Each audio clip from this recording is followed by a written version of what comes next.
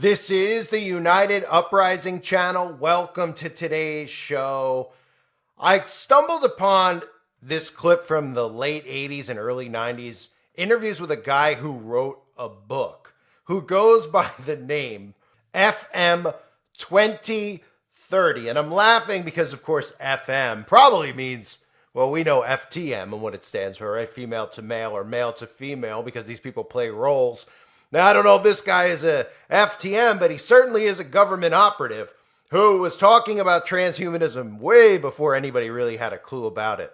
And I'm going to play for you these clips that aired on Larry King and on CNN, where they were actually covering some of the stuff that he was talking about it as if he was crazy. It's kind of ironic how normalized all these things have become since then. And this guy who is no longer with us, he didn't make it to see transhumanism become the norm, but he's obviously probably cryogenically frozen or already transhuman himself, because clearly he was a government agent at his time here on Earth. He's somebody who I'm covering because he considered himself a quote-unquote global person who was a vegetarian, who would not eat anything that had a mother, all these things that kind of tie in with transhumanism, which is what his book is exactly about. And I'm covering it as well because of the year 2030. Because he said all these things would be here in 2030. And how convenient that about a decade ago, the United Nations, which is our world government, which is supposed to serve the purpose of nobody really knows, to be honest with you. You just hear it and you go, oh, it sounds smart. It sounds like people who I don't know much about, who are having a lot of power and control that they shouldn't have. That's exactly what they are.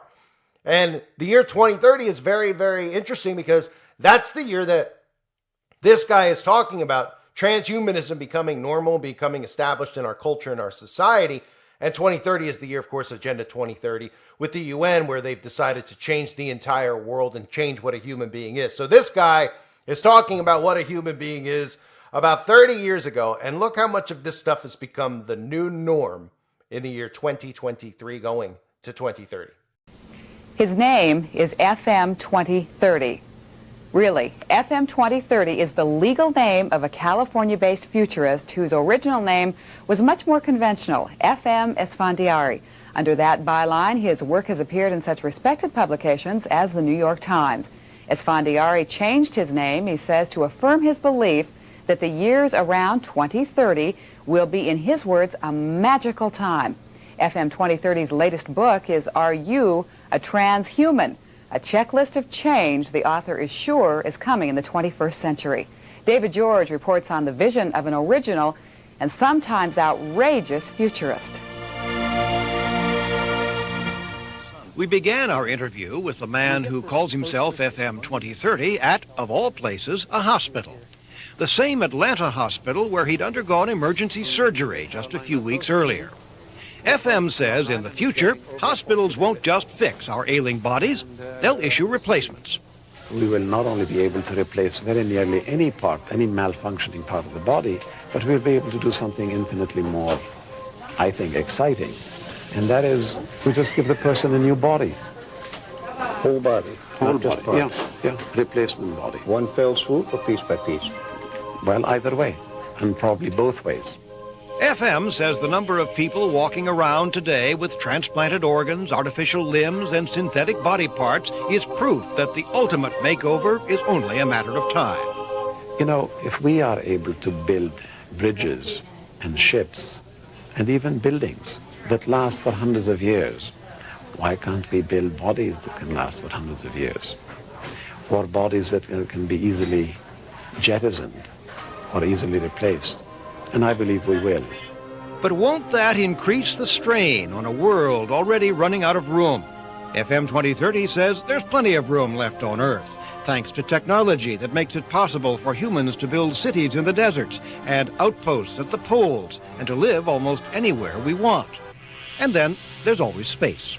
In the coming years and decades, we will spread out across first near Earth space, low orbital, Earth orbital, obviously lunar things, Martian colonies and so forth, and later deep space, meaning beyond Mars. So space is really not a problem. Keeping in touch across the miles won't be a problem either if FM 2030's vision of the future comes true.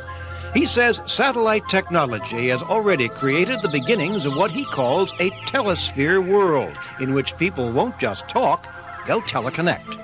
If one is teleconnected, one is plugged in, then there is no far or near.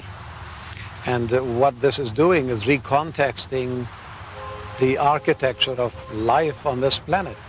Teleconnection, he says, will mean more and more of us working outside the plant or office. He concedes some jobs, the ones that require the worker to be there hands-on, will still exist, though in fewer numbers, as machines take over more and more of what passes for work in the 20th century. But the need to drive to work every day and spend several hours there and then drive back, etc., that will probably phase out. In fact, I'm sure it'll phase out. Thanks again to telecommunication. Driving anywhere will be easier in the 21st century, FM 2030 says, thanks to cars with onboard navigation systems and highways with computerized traffic control. If that sounds like an old idea, it is. Safe distance between cars is maintained by automatic radio control. It's been around at least since this movie was shown at the World's Fair in 1939. More than 50 years, and we haven't followed through yet. That's right, we still haven't. Well, in part because the automobile was not such a heavy presence. It was not an intrusive thing. But now we have reached the saturation point, and I think we're going to begin doing something about it. FM 2030's primer on how to prepare for life in the 21st century contains checklists you can use to gauge how ready you are for life in the future. Though some readers may never be ready for the author's dismissive view of traditions and rituals. Here's what he says about weddings. Wedding ceremonies, these are rituals that allow two people to announce to the world that they now belong to each other. Weddings would be more honest if the bride and bridegroom peed on each other to establish their territory. Keep out, everybody, this is now my property. The idea is that we're moving away from ritual and from exclusivity and territoriality. We're growing more and more fluid, more and more global, more and more mobile. And in the process, less and less human? FM 2030 says yes.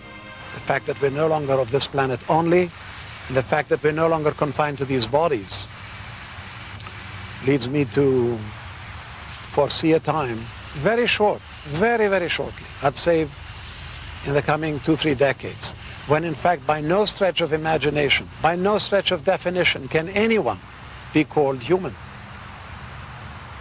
We are already trans-biological, trans-solar beings, and therefore we are transhuman. And even transhuman is not our final destination. It's just a transitional phase from the human to something infinitely more advanced, infinitely more refined, infinitely more sophisticated, and that is the post-humans of the middle of the 21st century. Is FM 2030 putting us on? Maybe, maybe not. Maybe our grandchildren will find out for sure. See, we're going to tiptoe into the future with FM 2030 next. Don't go away.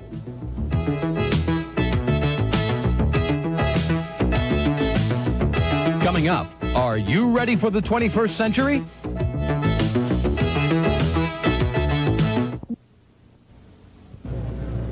Our next guest is the author of Are You a Transhuman? It is published by Warner Books. There you see it's titled, a book that unveils the coming decades and reveals how ready you are to enter them. The author is our guest, FM 2030. Omni Magazine says he's a true visionary, daringly original. You actually changed your name, huh? I have, because I changed, Larry. You know, I'm not who I was 10 years ago, 20 years ago. So why did you pick a name with letters and numbers?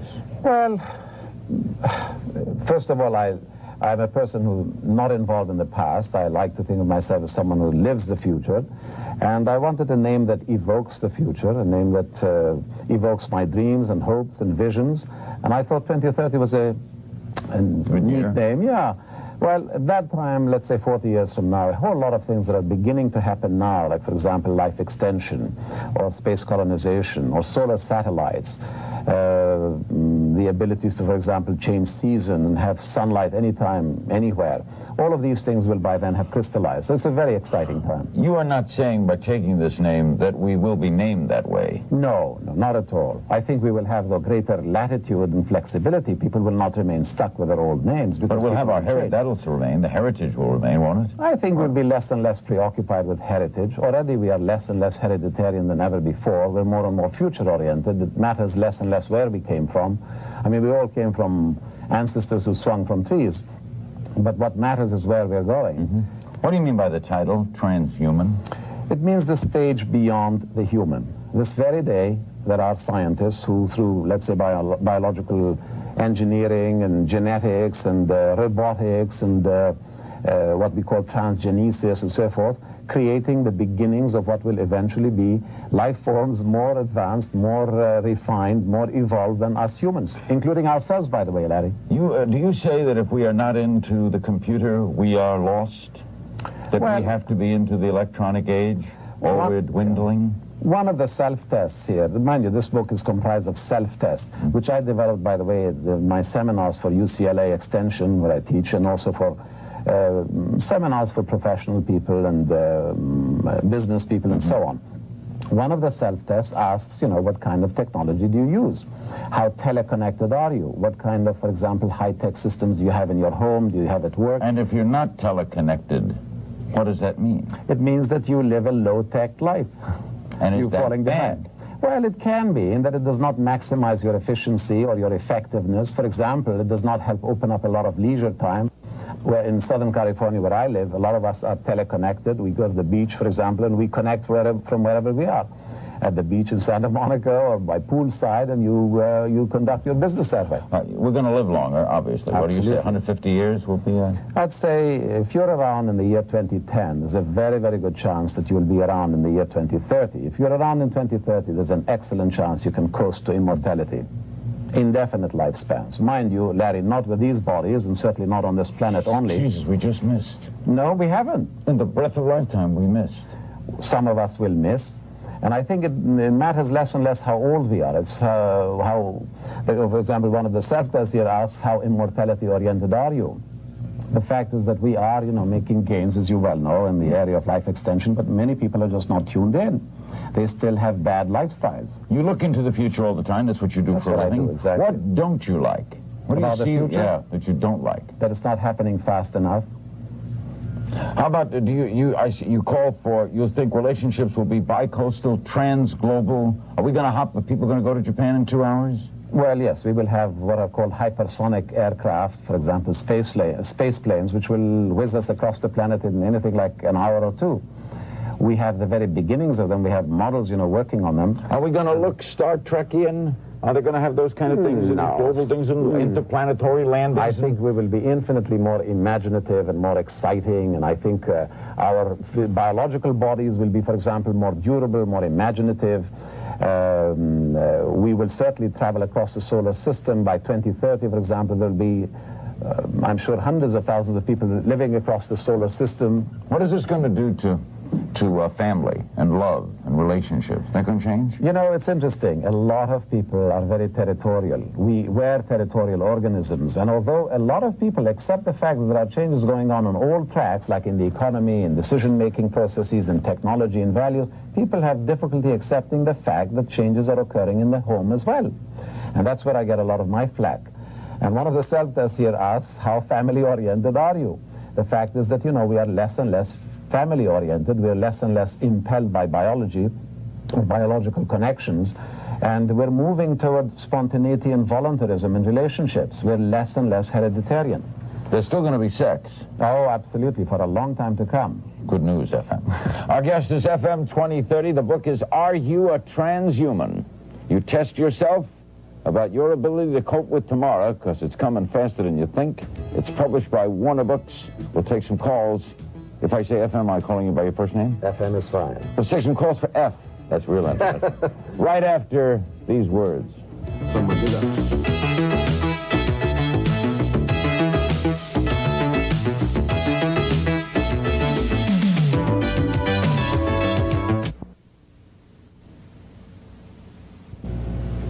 talking about tomorrow with FM 2030. Washington, hello. I think there'd be a possibility that knowledge from UFOs will be used in the future. UFOs, we're going to learn about them? Well, I think we're going to, with this very day, we're signaling across the Milky Way, and as we move out into the solar system, I think the opportunities for reaching out across the galaxy and across interstellar space and attempting to make contact are increased. I don't really believe in, I don't think that there is a likelihood that these UFOs are really real. Wouldn't they have contacted us already? I think they would have handled us in better ways than this. I would think. Lawrence, Kansas, hello. Larry, hi. Mr. 2030. Just 2030. 2030. I'd like to ask you, as a futurist, when do you think the government will stop spending these billions and billions of dollars on what they hope will be useless military defense items and start putting it... What's going to happen to things like war? Well, I had hoped you were going to say what will happen to government. Governments are going to phase out.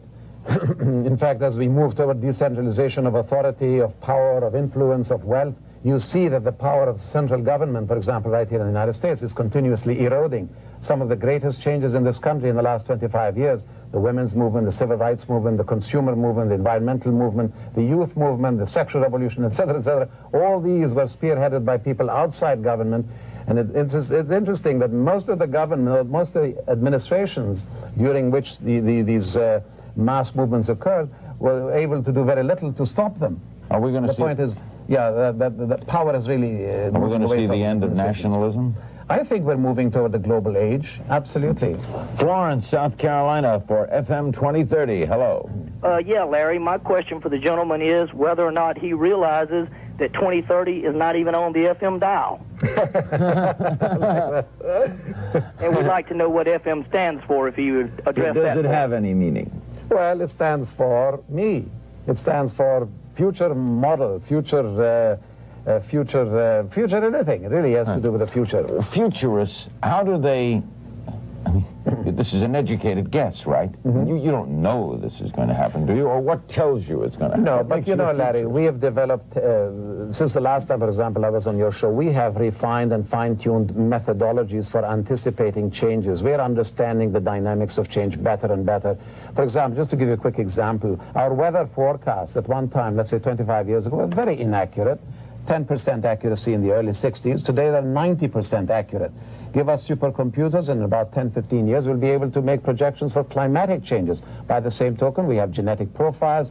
We will one day be able to predict earthquakes. We are able to predict, for example, demographic changes and so forth. We have developed methodology, and we have the technologies to anticipate changes. Things are predictable. Absolutely. Toronto, hello. Yeah, hi, Larry. Hi. I want to ask FM 2030. I'm the owner of the oldest tavern in Toronto, Canada, and I want to know what a burger and a pint of beer is going to cost in that year. What year is this, 2030? Yeah. Well, I think in 2030 we will have we're already going to the cashless society, to electronic funds and so forth. I believe there will come a time, perhaps around 2030, maybe 2040, when in fact the whole imperative of money will begin to lose validity, will lose viability. Mind you, this is a whole lot of things will have happened by then. We will have opened up new resources, new raw materials from space, from the moon, from this planet itself. We will have plugged into the sun, which sits 93 million miles away, generator that puts out 4 million tons of energy and of matter every single second. So we are moving toward an age of post-fossil fuel abundance. We'll be right back with our remaining moments with FM 2030. The book is Are You a Transhuman? If there's an Eastern strike tonight, we will talk about it at length Monday night on Larry King Live with representatives of both parties. We'll be right back.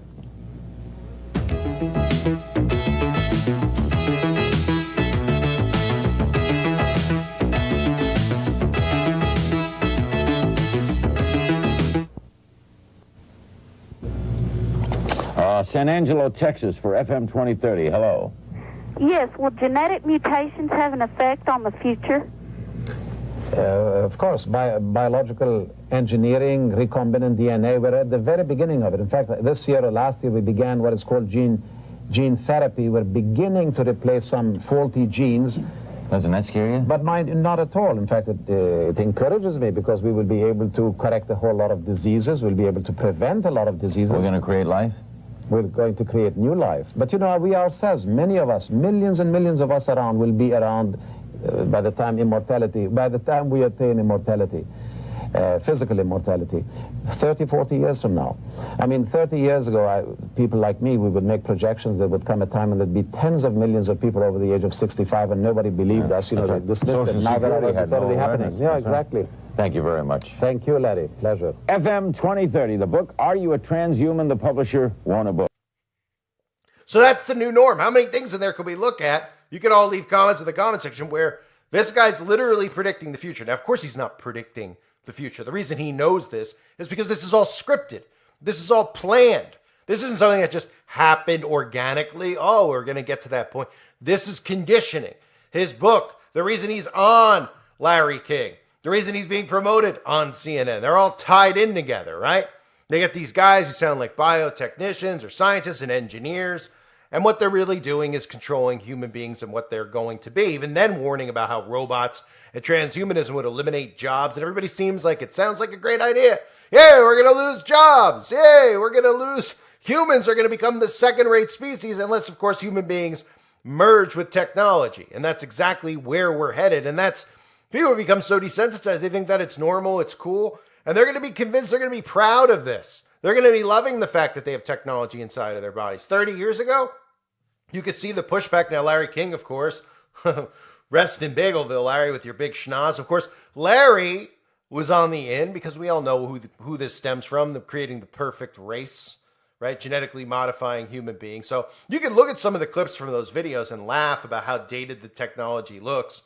But the frightening part of it is that they were telling us about this a long time ago. And if you've seen some of the videos I've done even recently, where I put in Metropolis, where you could see even in Metropolis back in the 20s, 30s, 40s, they were talking about this stuff even in silent films about mixing man and machine. And now all they've needed to do over the years wasn't to perfect the science. It was to perfect the mind control of how they could get people to do this to themselves, to accept this as the new norm, and to want this, right? That's what it's been about. Psychologically desensitizing you, convincing you, not about them going, can we do it? Are we ever going to get to that point? They've been able to do it for quite some time. They've been able to clone for quite some time.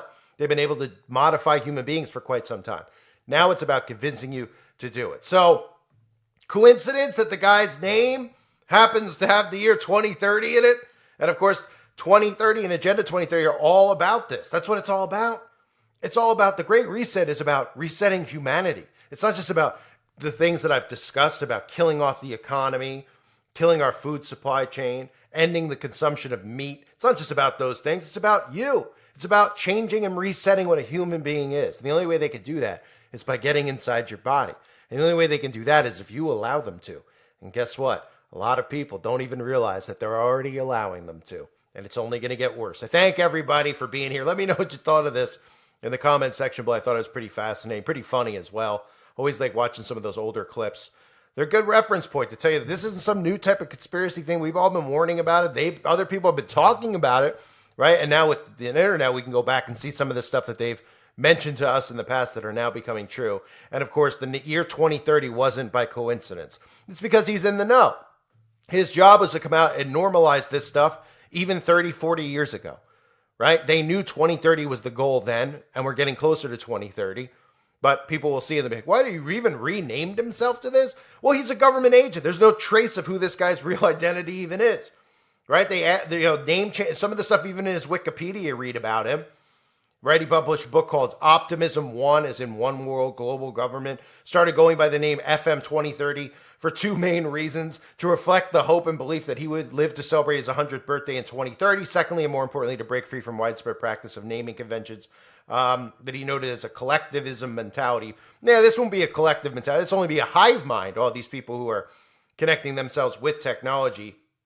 And he goes, he viewed traditional names as almost ways of stamping a label of collective identity varying from gender to nationality on the individual, thereby existing as prima facie elements of thought process in the human cultural fabric that tended to degenerate into stereotyping, fascist, fictionalism, and discrimination. In his own words, conventional names define a person's past, ancestry, ethnicity, nationality, religion. I am not who I was 10 years ago, and certainly not who I will be in 20 years. So these are things that he said, right?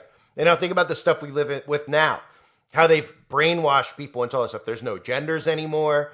You know, you could change your name. You know, there's, you know, names can't be based on gender. This is all stuff that they've tied in. This has to do with transhumanism. It's more, you know, it's more than what we hear from like the Daily Wire talking about, you know, trans culture and all this stuff, culture wars. This isn't about culture wars. This is about transforming human beings, not just on the outside, on the inside, turning humans into something that is completely not what they were, you know, created by God to be. To modify your code so that you're no longer human, that you no longer belong to God. That's what this is about. I thank everybody for being here. I hope you're all doing well. God bless you as always, and your families.